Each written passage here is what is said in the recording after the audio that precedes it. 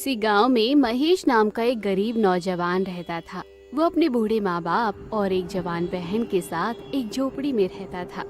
मेहनत मजदूरी करके जो वो कमाता था उससे उसका घर चलता था। वो कोयले की खदान में खुदाई करने का काम करता था। एक रोज जब वो काम करके घर लौट रहा था तभी उसे गांव के एक बुजुर्ग मिले। अरे महेश बेटा, तुम्हारी बहन अब जवान हो चुकी है। गांव के लड़कों की गंदी नजर उस पर रहती है। मेरा ख्याल है उसकी शादी कर दो। उनकी बात सुनकर महेश को गुस्सा आ गया। काका, मुझे उनका नाम बताओ। आखिर किसकी नजर मेरी बहन पर रहती है? मैं उसे छोड़ूंगा नहीं। अरे महेश बेटा, गुस्सा करने से कुछ नहीं होने वाला। कोई एक नाम हो तो बताऊं। इस उम्र में ऐसा होता ही रहता है। तुम्हारी बहन के भी तो कुछ उम्मीदें होंगी, उसके भी तो कुछ सपने होंगे। सही कह रहे हो काका। मैं आज ही घर जाकर अपने माँ बाप से इस बारे में बात करता हूँ। महेश रात में अपने घर पहुंचा। उसकी बहन खाना बना कर लाई। सबने एक साथ बैठकर खाना खाया। उसके बाद माँ, पिताजी, मैं सोच रहा हूँ पायल की शादी कर दूं। इसकी उम्र भी हो गई है। अरे बेटा, आजकल के जमाने में लड़की की शादी करना बहुत महंगा हो गया। मैं तो इस उम्र में मेहनत कर नहीं सकता। आखिर कौन हम गरीबों से अपना रिश्ता जोड़ना चाहेगा? और बिना दहेज के तो कुछ हो ही नहीं सकता। बेटा, तू सही कह रहा है, क्योंकि जवान बेटी जब घर में कुंवारी बैठी रहती है तब गांव वालों की नजर में वो बोझ बन जाती है। और वैसे भी पायल के भी तो कुछ सपने होंगे, उसे भी अपना घर बसाना होगा। नहीं माँ, आप लोग मेरी चिंता मत करो। वैसे भैया भी तो इतनी मेहनत मजदूरी करके घर चला रहे हैं। ये क्या कम है? जब भगवान ने लिखा होगा तब मेरी शादी हो जाएगी। पायल ने तो कह दिया था, लेकिन महेश अंदर ही अंदर अब उसकी शादी के बारे में परेशान होने लगा था। अगली सुबह नाश्ता करके वो जल्दी जल्दी काम पर निकल गया और कोयले की खदान में मजदूरों के साथ मिलकर कोयला खोदने लगा। लेकिन उसके दिमाग में पायल की शादी की बात चल रही थी। मुझे कैसे भी करके जल्दी से कुछ पैसे इकट्ठे करने पड़ेंगे ताकि मैं अपनी बहन की शादी कर दूं। उसके बाद मुझे अपनी भी तो शादी करनी है, वरना घर में काम कौन करेगा? तभी वहाँ पर मालिक आ गया। उसने देखा कि बाकी के मजदूर खुदाई कर रहे थे और महेश चुपचाप बैठकर सोच में पड़ा हुआ था। महेश, यहाँ मुफ्त के पैसे नहीं मिलते हैं। कहाँ ध्यान है तुम्हारा? मालिक की बात सुनकर महेश को होश आया। माफ करना मालिक, अचानक से मैं अपनी बहन की शादी के बारे में सोचने लगा था। दोबारा शिकायत का मौका नहीं मिलेगा। सोचने के लिए पूरी रात पड़ी है तुम्हारे पास। अगर दोबारा यहाँ बैठकर कुछ सोचा तो काम से निकाल दूंगा। महेश डर गया और जल्दी जल्दी काम करने लगा। ऐसे ही दिन बीत रहे थे। हर सुबह वो काम पर जाता और शाम को लौट आता। उसने धीरे धीरे पैसा इकट्ठा करने की कोशिश तो की, लेकिन ज्यादा नहीं कर पाया। फिर एक रोज गांव के एक पंडित जी उनके घर आए। आप लोगों ने पायल बिटिया के लिए रिश्ता देखने को कहा था ना। मेरी नजर में एक परिवार है, वो भी गरीब है, लेकिन आप लोगों से उनकी हालत ठीक ठाक है। मुझे लगता है पायल बिटिया उनके घर में खुश रहेगी, किसी भी चीज की कमी नहीं रहेगी। लेकिन पंडित जी, अभी हमारे पास दहेज देने के लिए ज्यादा कुछ नहीं है। आजकल तो दहेज में बड़ी बड़ी गाड़ी देनी पड़ती है, ढेर सारे गहने देने पड़ते हैं। ये सब कहाँ से आएंगे? उन्हें दहेज नहीं चाहिए, बस अपनी बेटी दे दो, 2 कपड़ों में विदा कर दीजिए। वो लोग तैयार हैं। मुझे लग रहा है पंडित जी बिल्कुल सही कह रहे हैं पिताजी। कल रविवार है, मेरी कल छुट्टी भी है। पंडित जी ऐसा कीजिए, कल उन्हें हमारे यहाँ बुलवा लीजिए, वो पायल को देख लेंगे। हाँ, यही सही रहेगा। अगले ही दिन पंडित जी लड़के वालों को बुलाकर ले आए। लड़के का नाम राकेश था। उसके साथ उसके माँ बाप भी थे। हम लोगों को तो पायल बिटिया बहुत पसंद है जी। जो भी आपसे बन पड़े दे देना, हमारी ज्यादा डिमांड नहीं है। पंडित जी ने आपके बारे में बिल्कुल सही बताया था जी। हमें भी राकेश बेटे का नेचर बहुत अच्छा लगा। तो ठीक है, अब आप दोनों बिल्कुल तैयार रहें, तो 1 महीने के बाद की शादी की तारीख मैं निकाल लेता हूँ। हाँ पंडित जी, जरा आप शादी की डेट निकाल लीजिए। मुझे वैसे भी राकेश बेटे की जल्द से जल्द शादी करनी है, क्योंकि हमारे घर में कोई काम करने वाला नहीं है। बहुत दिनों बाद आज महेश को थोड़ा सुकून मिला, खैर लड़के वाले और पंडित जी पायल को देखकर वहाँ से चले गए। इधर महेश अपनी बहन की शादी की तैयारी में लग गया। भैया आप इतनी मेहनत मत करो, अब तो शादी तय हो गई है ना मेरी, ज्यादा परेशान होने की कोई जरूरत नहीं है। हाँ महेश बेटा, तेरी बहन बिल्कुल सही कह रही है। तू रात में भी घर देर से आता है, इतना ज्यादा मेहनत मत कर वरना बीमार पड़ जाएगा। तो इस तरह शादी की धूमधाम की तैयारी चल रही थी। जितना भी हो सकता था उतना महेश ने किया। लेकिन शादी के 2 दिन ठीक बाद पहले लड़के का पिता और लड़का अकेले में महेश से मिले। आप लोगों ने अचानक मुझे क्यों बुला लिया? 2 दिन बाद शादी है, हर जगह कार्ड भी मैंने बांट दिए हैं, मेरी तरफ से सारी तैयारियां हो चुकी हैं। जी मैं और पापा बस ये जानना चाहते हैं कि दहेज में तुम आखिर क्या दे रहे हो? लड़के के मुंह से ये बात सुनकर महेश हक्का बक्का रह गया। लेकिन आप लोगों ने तो कहा था कि आप दहेज नहीं लेंगे, अचानक आप दहेज की बात क्यों कर रहे हैं? महेश, तुम्हारे कान देखकर लगता है कि तुम बहरे तो नहीं हो और तुम्हारी याददाश्त भी ठीक ठाक लगती है। जरा याद करो, हमने कहा था कि हमें ज्यादा कुछ नहीं चाहिए, ये नहीं कहा था कि हमें दहेज बिल्कुल नहीं चाहिए। थोड़ा बहुत तो देना ही पड़ेगा, जैसे मोटरसाइकिल, बेड, अलमारी, टीवी, इतना सब तो नॉर्मल सी चीज है ना। हम लोग तुमसे बहुत बड़ी कार या बहुत बड़ा ट्रैक्टर तो नहीं मांग रहे। ये सब सुनकर महेश के चेहरे से पसीना टपकने लगा, क्योंकि उसके पास जितना पैसा था वो सारा पैसा उसने खाने, कपड़े में, गहनों में खर्च कर दिया था। अब उसके पास कुछ ज्यादा नहीं बचा था। देखिए, आप लोग अच्छी तरह से हमारी हालत जानते हैं। मैं अकेला कमाने वाला हूँ, बिना दहेज के भी बहुत सारा खर्चा होता है लड़की की शादी में। अब मेरे पास दहेज देने के लिए बिल्कुल पैसे नहीं बचे। हमें नहीं पता था कि तुम लोग इतना भी दहेज नहीं दे पाओगे, वरना हम शादी के लिए मना कर देते। और वैसे भी अभी देर नहीं हुई है पिताजी, मैं ऐसे भिखमंगों के यहाँ शादी नहीं करना चाहता। चाचा जी, अपने बेटे को समझाइए, ये क्या बोल रहे हैं? मैं पूरे गांव को, रिश्तेदारों को, सबको, पूरे गांव को, रिश्तेदारों को, सबको पता चल चुका है कि मेरी बहन की शादी होने वाली है और हर जगह कार्ड भी बढ़ चुके हैं। अगर ये शादी नहीं हुई तो हमारी कितनी बेइज्जती हो जाएगी, आपको अंदाजा भी है। देखो महेश, मेरा बेटा कुछ गलत नहीं बोल रहा है, थोड़ा बहुत तो दहेज देना ही पड़ेगा, वरना हमारे गांव में तो हमारी बेइज्जती हो जाएगी। लोग बोलेंगे दहेज में कुछ मिला कि नहीं।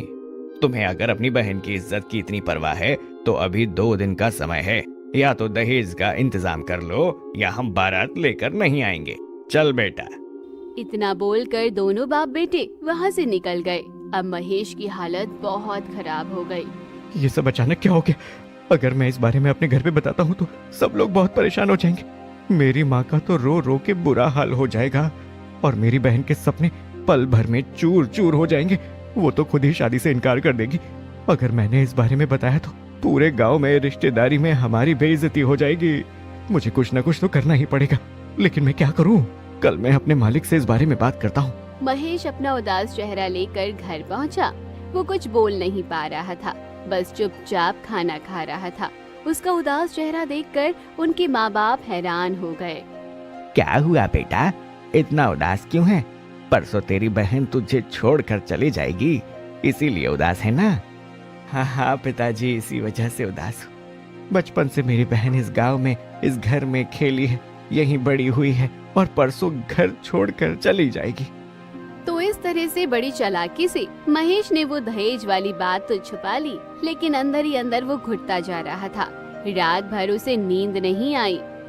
किसी भी तरह जल्दी से ये रात कट जाए, सुबह मैं काम पर जाऊं और अपने मालिक से दहेज के बारे में बात करूं। अगर कल मेरे मालिक ने मेरी मदद नहीं की तो सब बर्बाद हो जाएगा। मेरी बहन की शादी टूट जाएगी और एक बार शादी टूटने के बाद लड़की की शादी होना मुश्किल हो जाता है। यही सब सोचते सोचते रात बीत गई। महेश रात भर नहीं सोया। अगली सुबह जल्दी उठकर महेश काम पर जाने लगा। तभी उसकी माँ टिफिन लेकर आई। बेटा, तू अपनी बहन की कुछ ज्यादा ही फिक्र कर रहा है। पहली बात तो तू आज इतनी जल्दी काम पर जा रहा है और दूसरी बात तू अपना टिफिन ले जाना भूल गया। अरे नहीं माँ, कल पायल की शादी है ना, तो कुछ लोगों से मुझे बात करनी है, इसीलिए थोड़ा जल्दी जा रहा हूँ। काम पर बाद में जाऊंगा, मुझे टिफिन दे दीजिए, मैं निकलता हूँ। टिफिन लेकर महेश पैदल ही निकल पड़ा। आज वो पैदल ही किसी जंगल के रास्ते निकल पड़ा। महेश वो धड़ाम से गिर गया। किसी तरह वो खड़ा हुआ और देखता है कि सामने एक बहुत ही बूढ़ा पतला सा शेर बुरी हालत में पड़ा हुआ था। उसी शेर से टकराकर महेश गिर गया था। कि ये शेर तो बहुत बीमार लग रहा है, इसकी हड्डियां साफ साफ दिख रही हैं। बेचारा इस उम्र में शिकार भी नहीं कर पाता होगा, वरना अभी तक इसने मेरा शिकार कर दिया होता। लगता है इसे भूख लगी है। ऐसा करता हूँ, अपना खाना मैं इसे खिला देता हूँ। महेश ने अपना टिफिन खोलकर शेर के सामने रख दिया। शेर पूरा खाना खा गया। चलो जंगल के राजा शेर, जितना मेरे पास था उतना मैंने तुम्हें खिला दिया। अब मैं जा रहा हूँ, मुझे देर हो रही है। महेश इतना बोलकर वहाँ से जाने लगा। तभी शेर ने उसे रोक लिया। रुक जाओ। महेश पीछे पलटा तो देखा शेर अब धीरे धीरे इंसान के रूप में बदलने लगा था और देखते ही देखते वो एक बहुत बूढ़े इंसान के रूप में बदल गया। धीरे धीरे उसके बदन पर बहुत ही महंगे महंगे कपड़े आ गए, जैसे कि सूट और टाई। अब वो देखने में बहुत बड़ा बिजनेसमैन लगने लगा। ये सब क्या हो गया? कौन है आप? अभी तो आप शेर थे, अचानक इतने बड़े इंसान कैसे बन गए? कहीं मैं कोई सपना तो नहीं देख रहा? नहीं बेटा, मेरा नाम रामू ओबेरॉय है। तुम कोई सपना नहीं देख रहे हो। दरअसल आज से कुछ साल पहले मैं इस जंगल में अपने दोस्तों के साथ सक्सेस पार्टी एंजॉय करने के लिए आया था। तभी अचानक कुछ खतरनाक जानवर आ गए। हमने अपने बचाव में उन जानवरों पर हमला कर दिया। तभी इस जंगल का रखवाला आया। उसे देखकर मेरे सारे दोस्त जंगल से भाग गए। मैं यहाँ अकेला फंस गया। तुम इंसानों की यहाँ आने की जरूरत कैसे हुई मेरे जंगल में? यहाँ के पेड़ पौधे, यहाँ के जंगली जानवर मेरे रिश्तेदार हैं। तुमने उन पर हमला किया। देखिए, इसमें हमारी कोई गलती नहीं है। हम तो यहाँ बैठकर एंजॉय कर रहे थे। तभी जंगली जानवरों ने हम पर हमला कर दिया और हमने अपने बचाव में उन पर हमला किया, लेकिन किसी भी जानवर को चोट नहीं आई। तुम इंसानों को मैं अच्छी तरह जानता हूँ। अपने फायदे के लिए तुम लोग पेड़ पौधे तक को नहीं छोड़ते, जानवरों की तो बात ही छोड़ दो। मैं तुम्हें श्राप देता हूँ कि तुम इसी वक्त एक ऐसे शेर बन जाओगे जो कभी शिकार नहीं कर पाओगे। शेर बनकर भूखे ही इस जंगल में भटकते रहोगे। देखते ही देखते मैं शेर बन गया और उसके सामने गिड़गिड़ाने लगा। मेरी आंखों में आंसू आ गए, पर तब जाकर उस आदमी को मेरे ऊपर तरस आया।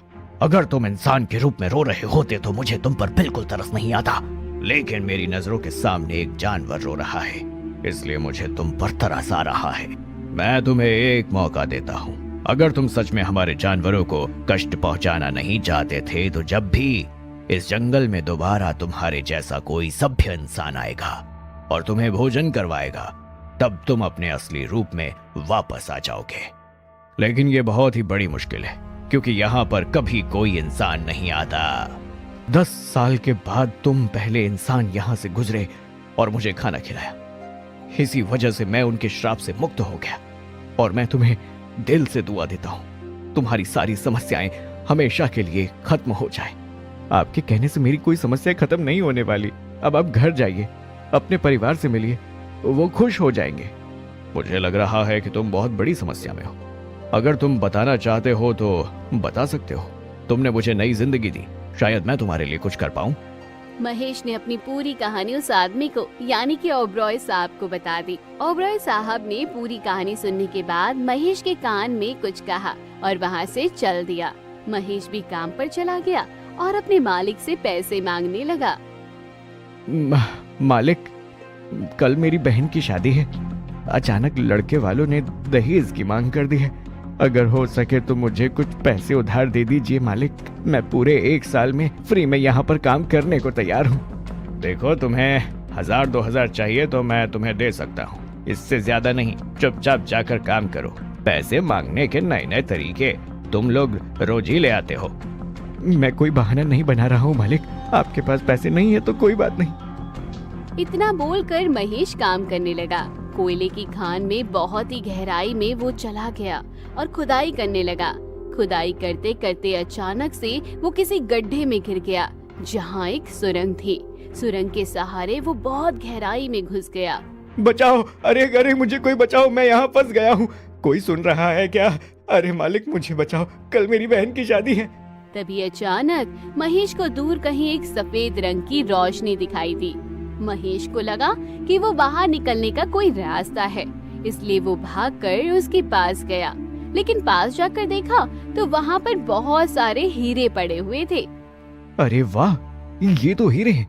मेरी तो सारी समस्याएं एक साथ खत्म हो गई। ओबेरॉय साहब का आशीर्वाद लगता है काम कर गया। अब जल्दी से यहाँ से निकलने का रास्ता बनाना पड़ेगा। महेश ने सारे हीरे अपनी जेब में भर लिए और फिर से खुदाई करने लगा। खुदाई करते करते उसने एक सुरंग बनाई जो सीधा ही अंदर उस कोयले की खान से बहुत दूर जा निकली। वहाँ पर वो किसी नाली के रास्ते बाहर निकला और अपने घर चला गया। वहाँ जाकर पहले उसने नहाया, फिर सारे हीरे निकालकर अपने माँ बाप और अपनी पायल बहन के सामने रख दिया। बेटा महेश, ये तो शुद्ध हीरे हैं। ये तुम्हें कहाँ से मिले? पिताजी, ये हीरे मुझे अपनी कोयले की खदान में मिले हैं। पायल, माँ, सबसे पहले मैं आप लोगों को लड़के वालों के बारे में कुछ बताना चाहता हूँ। महेश ने सबसे पहले लड़के वालों की सारी हरकतें बताई, फिर रास्ते में शेर वाली घटना बताई। बेटा, अगर उन लोगों ने ऐसा कहा था तो उनसे रिश्ता तोड़ने में ही हमारी भलाई है। ऐसे लालची लोगों के साथ हमें रिश्ता नहीं रखना चाहिए, फिर चाहे हमारी बेटी कुंवारी क्यों न रहे। माँ बिल्कुल सही कह रही है भैया, ऐसे लोगों से मुझे रिश्ता रखना ही नहीं है। अरे आप लोग पहले मेरी बात पूरी सुनो। जाते जाते ओबेरॉय साहब ने मेरे कान में क्या कहा। महेश ने सारी बात अपने परिवार को बता दी। खैर, हीरे पाकर उनका परिवार पूरा खुश हो चुका था। अगली सुबह महेश जल्दी उठा और जौहरी के पास गया और कुछ हीरे बेच दिए।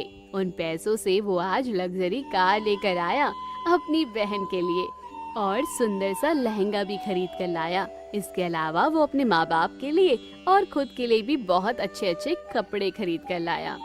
भैया, ऐसा लहंगा तो मैंने सिर्फ फिल्मों में देखा था। भगवान ने तो अचानक मेरी किस्मत ही बदल दी। किस्मत के खेल भी बड़े ही निराले होते हैं। खैर, रात में राकेश बारात लेकर वहाँ पर सारे बाराती और महेश का पूरा गांव इकट्ठा हो गया। सबसे पहले तो महेश और उनके परिवार ने बारात का अच्छे से स्वागत किया, लेकिन बारात को बाहर गांव वालों के बीच में ही खड़ा किया। तभी महेश ने कहा, आप लोग कल कह रहे थे ना कि अगर हमने दहेज का इंतजाम नहीं किया तो आप लोग बारात लेकर वापस लौट जाएंगे। मैं सही कह रहा हूँ या नहीं चाचा? अरे हाँ, मैं इन गांव वालों और बारातियों के सामने फिर से कह रहा हूँ, अगर तुमने दहेज का इंतजाम अभी तक नहीं किया है तो मैं बारात लेकर जा रहा हूँ। तभी अचानक लड़के यानी कि राकेश की नजर महेश के घर के बाहर खड़ी बिल्कुल नई लग्जरी कार पर गई। पापा, बारात वापस ले जाने की कोई जरूरत नहीं है। देखो, महेश दहेज का सारा सामान ले आए। हमने तो कार नहीं मांगी थी ना, फिर भी देखो कार लेकर आ गया महेश।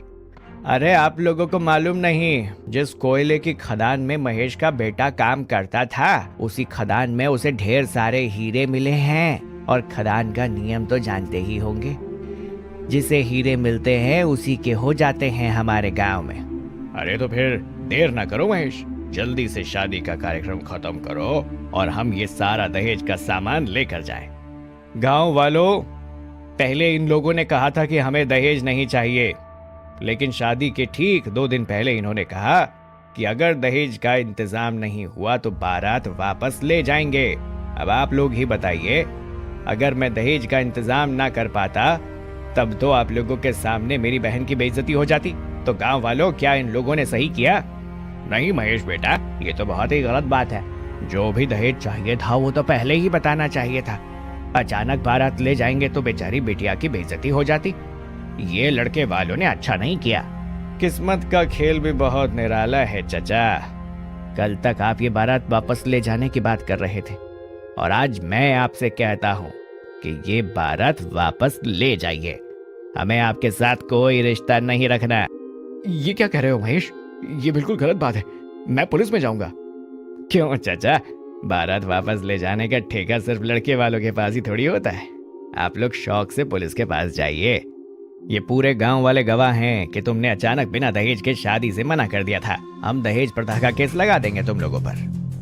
लड़के वाले महेश के पैर पकड़ने लगे। भैया, इन्हें माफ मत करना। ऐसे लड़के से तो किसी भी लड़की की शादी नहीं होनी चाहिए। बहुत हो गया तुम लोगों का नाटक। चुपचाप अपनी बारात लेकर यहाँ से निकल जाओ, वरना ये पूरा गांव मिलकर पूरी बारात को लाठी लेकर भगाएगा। गांव वाले बेचारे डर कर मजबूरी में वापस लौट गए। गांव वालों, आप लोगों का बहुत बहुत धन्यवाद। आप लोगों ने हमारा बहुत साथ दिया। आप लोग अभी कहीं नहीं जाओगे क्योंकि मेरी बहन की शादी आज ही होगी। मैं आप लोगों को एक बात बताना चाहता हूँ। महेश ने ओबरॉय साहब वाली पूरी बात गांव वालों को बता दी। वहाँ पर थोड़ी देर बाद ओबरॉय साहब अपने बेटे आदित्य ओबरॉय की बारात लेकर आ गए। क्यों महेश, बिल्कुल सही समय पर बारात लेकर आया हूं ना। गांव वालों, महेश ने मुझे दूसरी जिंदगी दी है, इसीलिए मैंने उस दिन उसके कान में कहा था, महेश उस आदमी से रिश्ता तुम रखना ही मत। उसने तुम्हारी बेइज्जती करने के बारे में सोचा ना, इसीलिए हम मिलकर उन लड़के वालों की बेइज्जती करते हैं। मेरा बेटा 16 साल का था जब मैं उसे छोड़कर आया था।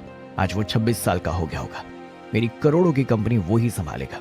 तुमसे अच्छा रिश्ता मुझे कहीं और नहीं मिलेगा। क्या तुम अपनी बहन की शादी मेरे बेटे से करना चाहोगे? तुम्हारी बहन भी तुम्हारे जैसी साफ दिल की होगी और हम उसे बहुत खुश रखेंगे।